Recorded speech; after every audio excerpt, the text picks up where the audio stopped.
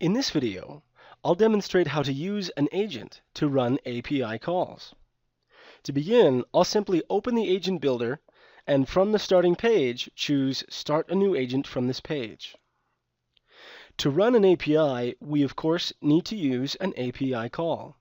So first, I'll choose which API call I'm going to run. I'll open a browser,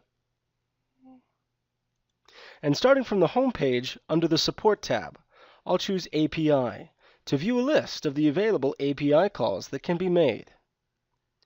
I'll choose a simple one, agent.run.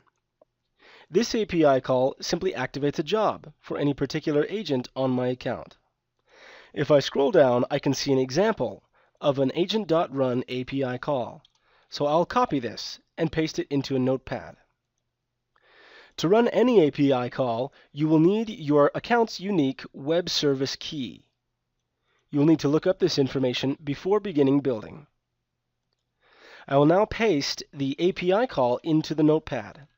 You can also use any other native text editor on your computer. To make this easier, I'm going to separate this API call into its various components. This first part that ends with web service key equals is standard and always included.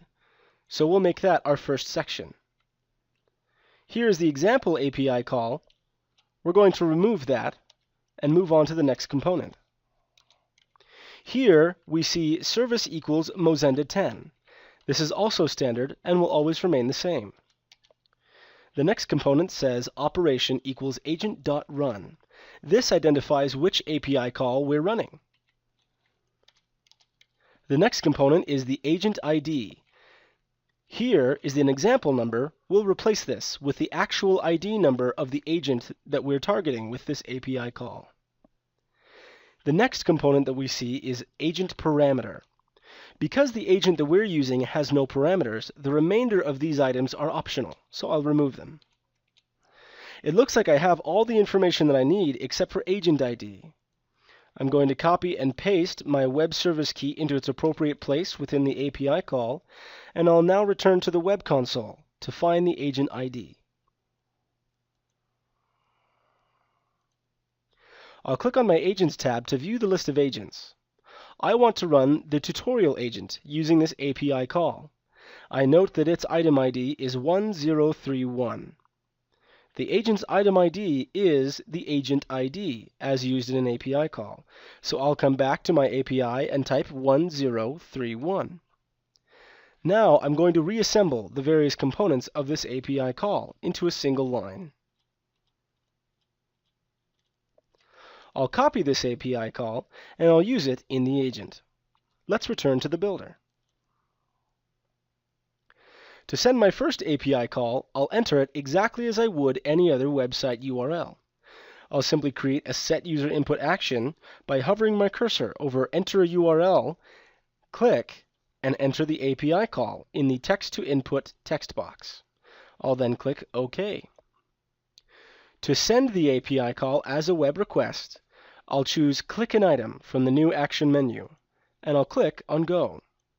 This will bring me to an XML window that communicates the results of the API call that I've sent. First, I notice that it says Result Success. Agent ID 1031.